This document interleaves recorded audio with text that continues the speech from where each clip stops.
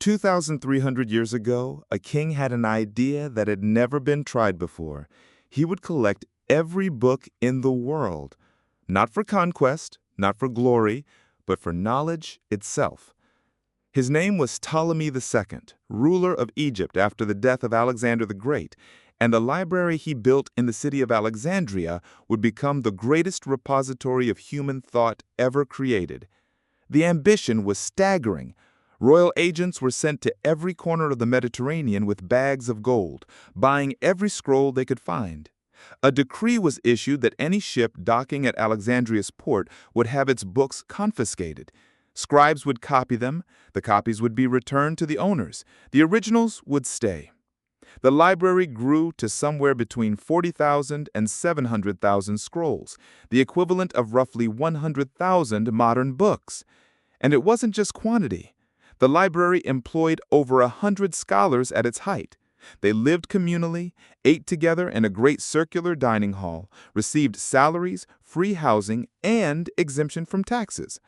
An inscription above the shelves read, "The place of the cure of the soul." What those scholars achieved in the Library of Alexandria would shape the world for the next 2,000 years.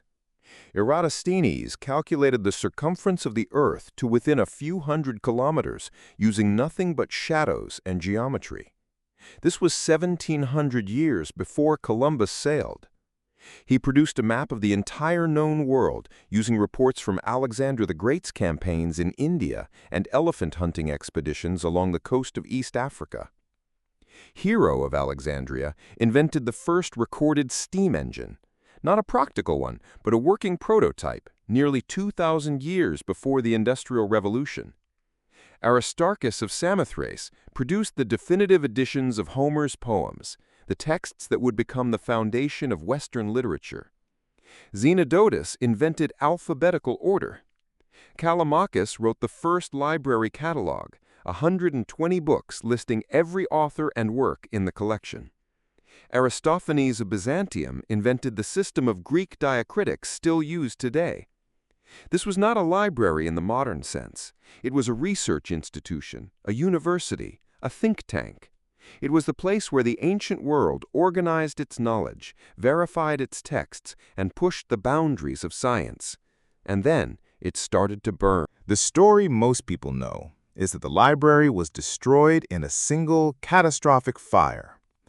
The truth is more complicated and more tragic.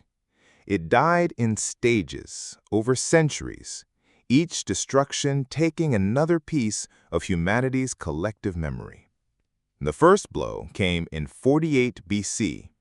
Julius Caesar was besieged in Alexandria during a civil war. His soldiers set fire to the Egyptian fleet in the harbor.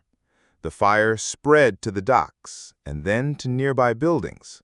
40,000 scrolls were destroyed, but the library survived.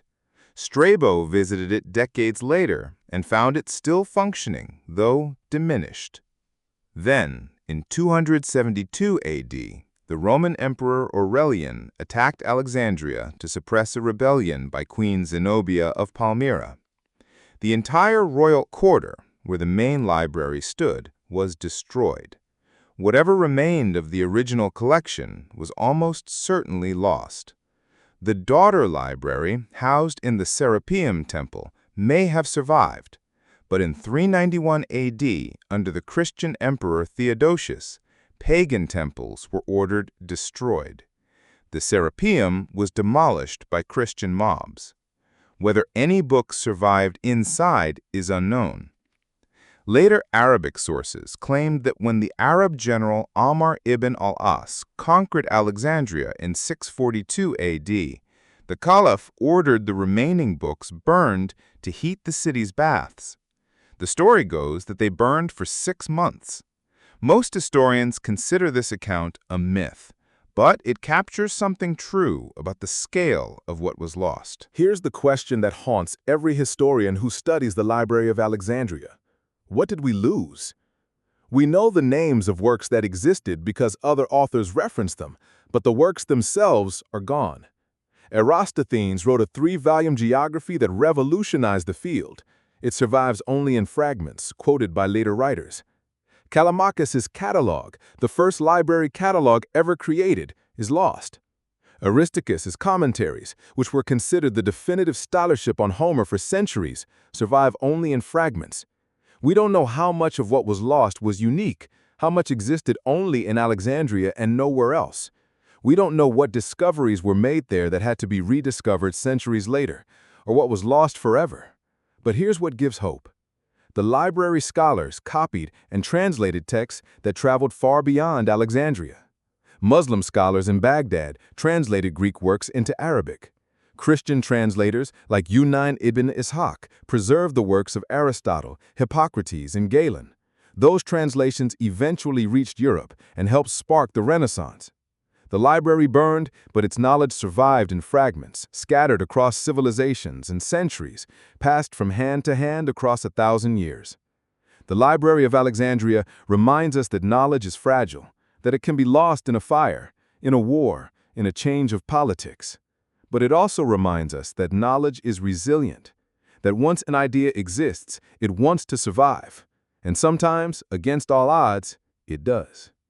Next time, we'll tell the story of the sisters who raised an army and defied the Chinese Empire. Subscribe so you don't miss it.